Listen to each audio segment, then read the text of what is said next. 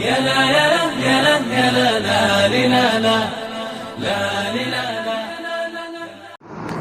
بسم الله الحمد لله وحده والصلاة والسلام على من لا نبي بعد.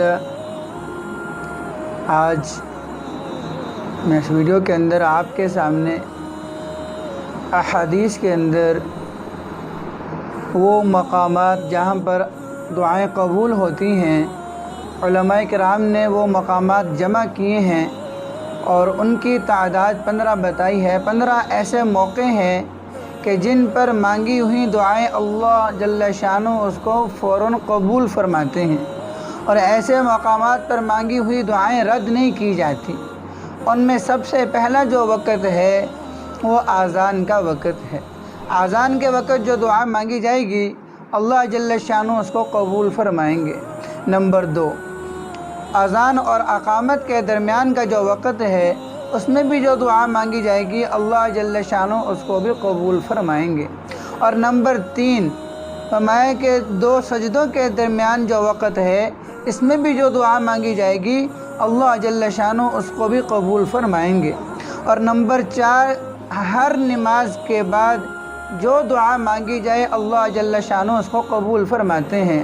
5 فرض نمازیں ہیں، ہر فرض نماز کے بعد مانگی جانے والی دعائیں اللہ اس کو قبول فرماتے ہیں. اور فرمایا کہ نمبر 5، جمعے کے دن مغرب کی نماز سے پہلے ایک لمحہ ایسا آتا ہے، اس لمحے کو اللہ نے پوشیدہ رکھا ہے، وہ لمحہ متعین نہیں ہو پایا.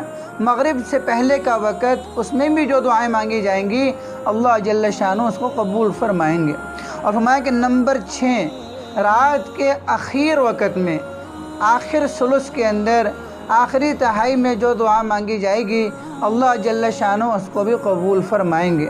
فرمایا کہ نمبر 7، ختم قرآن کے موقع پر اگر ایک جگہ ایک نوجوان طالب علم نے تکمیل قرآن کیا اور اپنے قرآن کو اپنے سینے میں محفوظ کیا، جیسے ہمارے معاشرے کے اندر ایسی محافل کا انعقاد ہوتا رہتا ہے، ختم قرآن کے موقع پر محفلیں منعقد ہوتی ہیں، ایسے موقعوں میں شرکت کر کر جو بھی دعا مانگی جائے گی اللہ جل شانہ اس کو قبول فرمائیں گے.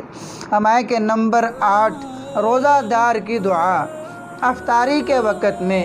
حدیث میں آتا ہے اللہ جل شانہ افطاری کے وقت میں سارے فرشتوں کو حکم فرماتے ہیں، اس وقت میرے جتنے بھی روزے دار بندے ہیں اور وہ مانگنے والے ہیں یا مانگنے والی عورتیں ہیں، ان سب کی دعاؤں پر تم آمین کہو. تو روزے دار کی دعا بھی افطاری کے وقت میں قبول ہوتی ہے. ہمارے کہ نمبر 9 کیا ہے؟ مکہ مکرمہ. وادی مکہ مکرمہ ایسی جگہ ہے، ایسا مقام ہے جہاں پر مانگے جانے والی ساری دعائیں اللہ جل شانہ قبول فرماتے ہیں.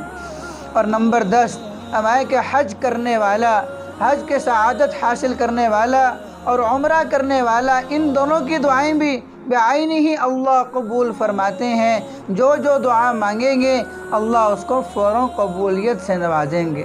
ہمارے کہ نمبر 11، ہمارے کہ بارش کے وقت میں جو بھی دعا مانگی جائے گی، بارش کو دیکھا ہے یا بارش کی پہلی بوندیں جو گری ہیں اس وقت جو بھی دعا مانگ لی جائے گی اللہ جل شانہ اس کو قبول فرمائیں گے.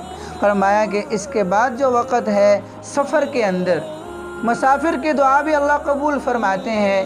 ایک اللہ کے نبی صلی اللہ علیہ وسلم کے پاس صحابی تشریف لائے اور دعا کی درخواست کی اور عرض کیا کہ میں سفر میں جا رہا ہوں.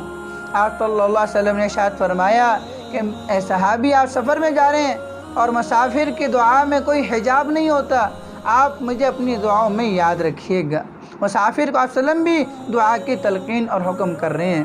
ہمارے کہ اس کے بعد جو مقام ہے، والدین کی دعا اولاد کے لیے قبول ہوتی ہے.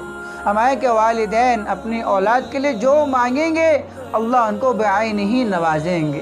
فرمایا کہ اس کے بعد جو اگلا مقام ہے، فرمایا کہ جب مسلمانوں کی لڑائی ہو دشمنوں کے ساتھ، جب دشمن کا سامنا کرنا پڑے، اس وقت مسلمانوں میں سے کوئی مسلم بھی دعا کرے گا اللہ اس کی دعا کو قبول فرمائیں گے. فرمایا کہ جو آخری مقام کیا ہے، آخری مقام